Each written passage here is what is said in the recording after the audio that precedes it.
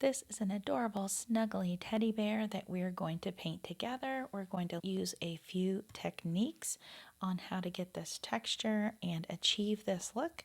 So you'll want to grab your supplies and we'll get started. Let's get started on this teddy bear motif. So the style that I'm going to do here is we're going to go along the outside of this teddy bear from left to right because I'm right-handed. And we're just going to put a little bit of pigment along the edge here and not go too far around so that it doesn't dry too much. And then we're going to loosen that pigment up just to make it have that nice pigmented edge, but then a little bit of a blurriness there. Now I'll just squeeze some water out with my water brush here and just move some of that pigment around like so. I'll do the same thing over here with his ear. Come around the edge, trying to follow those lines as best as possible. I think it's better to go on the outside line sometimes than the inside, just because we're covering up that line so we just don't see our drawing as much. So now we're going to do the same thing and loosen that pigment up here and let that travel around. If you get too much, I mean, you can always practice with your little piece of paper, your scrap piece of paper. You can always just pat it with your paper towel as long as it's clean. That way you're not adding colors from your paper towel into your drawing that are unwanted. And we'll go along the top here. We're just going to kind of work our way around. As you saw me doing here, we'll just continue to do that. And also, as we're pulling that pigment away, we can always start to add just a little bit of water, squeezing that or brushing that into our painting and kind of doing a wet on wet, which is where we get the paper nice and wet before we apply more pigment. That way it'll just move in a smoother manner. So even though you may not be able to see it, I am adding pigment there. Now let's see what happens when I add that line. You can see it already starts to travel, so you can decide which look you like best. And feels like a little bit less control, but it gives you more time before that line starts to set up, and you can see less pigment is left along that line. If you wanted more pigment, you could always go back after it dries a little bit and add that in.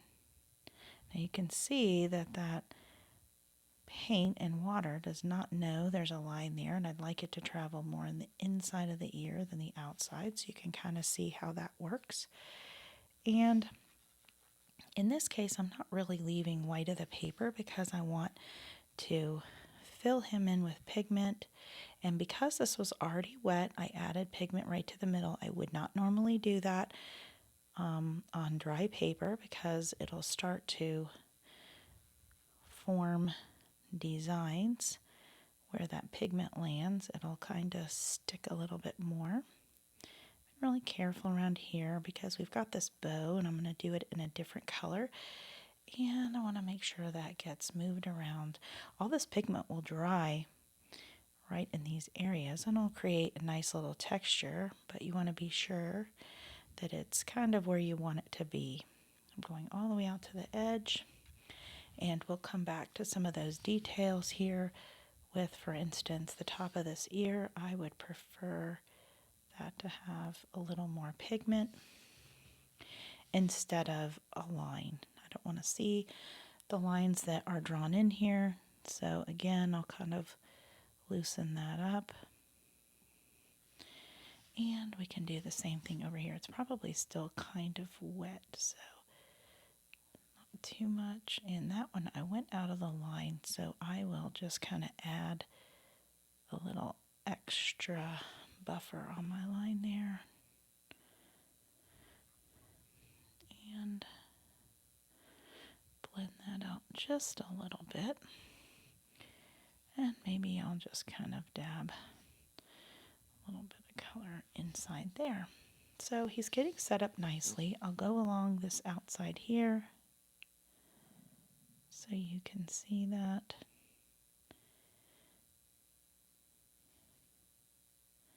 Again, watching that bow.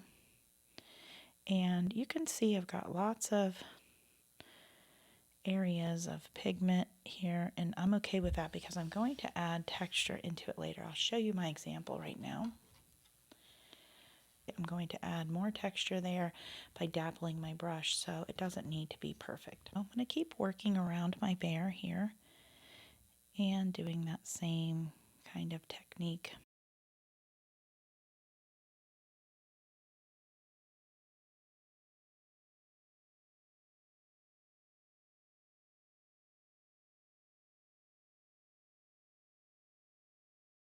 Okay, if you go outside the lines a little bit, because he's got all that fuzzy fur and it's just imperfect, that line. But we really want to watch that bow and that heart because it will start to affect the color that we'll put down later. If you get into that heart and bow,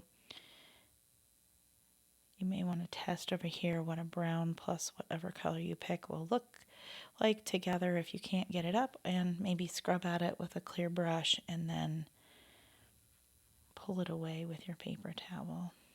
If there's any areas you made a mistake, you can kind of erase by doing that.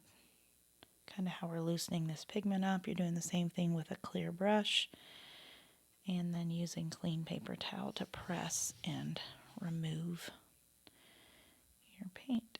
Many different techniques you can use to paint this bear. This is just something fun I liked doing when I created it, so it also gives any of my students something a little different. We kind of do this technique with petals on a flower, but this is something a little bit different, so I thought I would use that with a few of my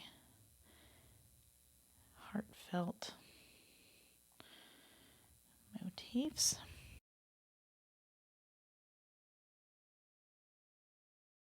Maybe I'll put that here to show you just as a shadow.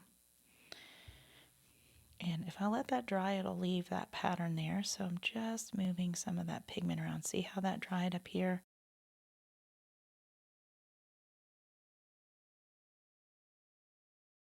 Okay.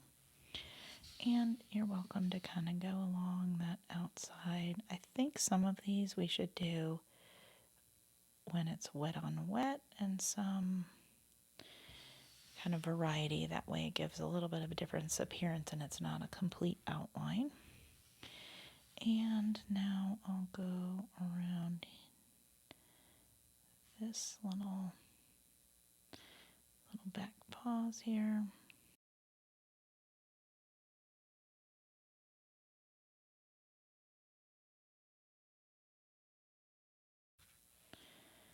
And deposit some of that paint there. Loosen that up. Watch the ribbon.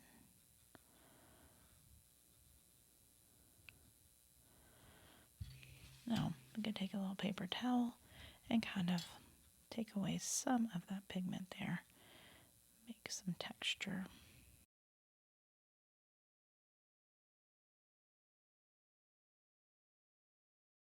We've got his little face. We need to paint. And I'll go around here.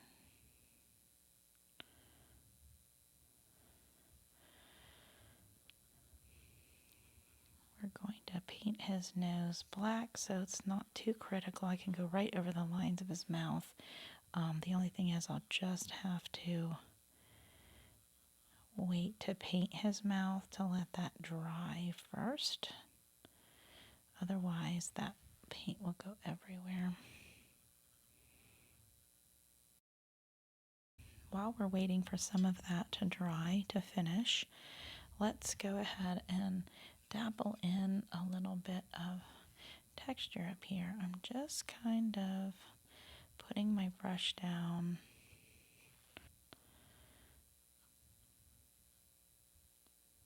Get around those eyes. You don't want to tap a pattern there. I'm touching some of the edge and not, and instead of leaving white of the paper, we're leaving some of the brown from the other layer to show through, giving it a couple of different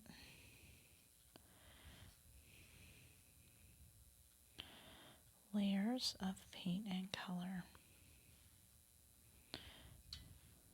And you're welcome to add something else to make a different hue, maybe that darker color down there. And let's see how that starts to dry. Really don't want him to look polka dotted here. So you could kind of swirl your brush too to kind of give it more of that looping look. Even here, I'm going to go around wherever his nose will go, kind of swooshing it so you can kind of see a different way to do it. And same here.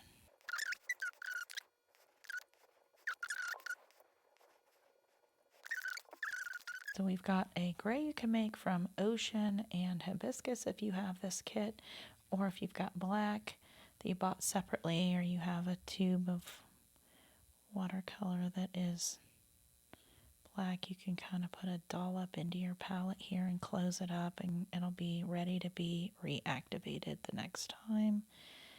So that's a great idea. Going very carefully. And if you got too close with your brown just a minute ago, you may wait so that this black doesn't get into it. So, being sure all of that brown is dry. I can add these details, and because it's soaked into the paper and I want it dark and popping, going back over it. And you can either use a pencil to go back over this, or really practice your fine lines ahead of doing that part. And I think I'm going to put a little pink right there. I think that makes him look more cheerful. And I'll come in here and just kind of get around those eyes.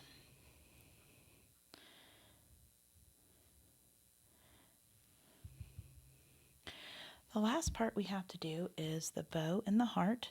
And so I'm going to do the pink of this bow in this pataya that's very, very watered down, if you've got pinky or something else. And then the heart I'm going to do in red. So I'm basically going to go over all of this bow. I'm going to try to avoid getting into the heart, but if you do, that's fine if you're just going over it in a darker color. And along here.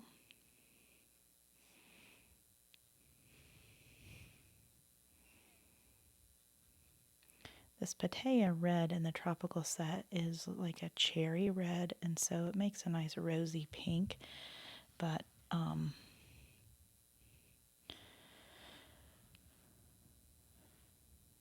it's not a red.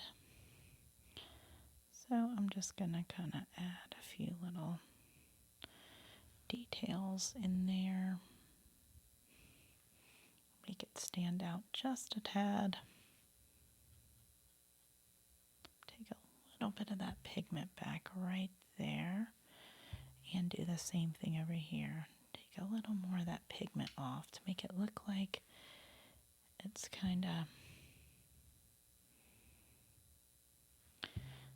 dimensional. And maybe I'll add a little more pink down here just to be sure that that looks like it's under his little paw.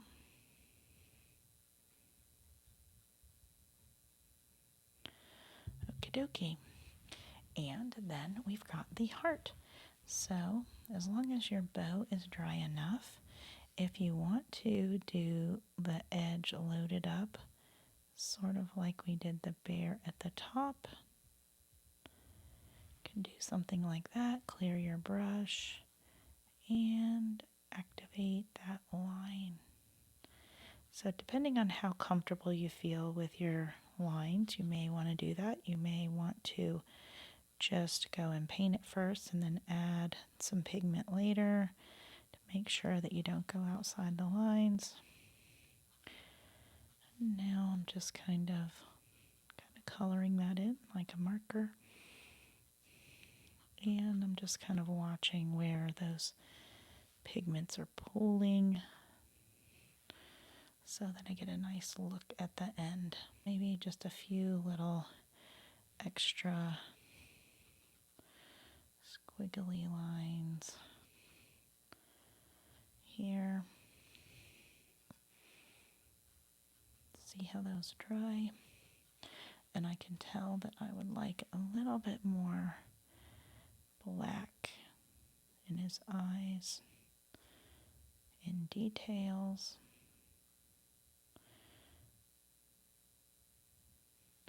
And put a little more pink.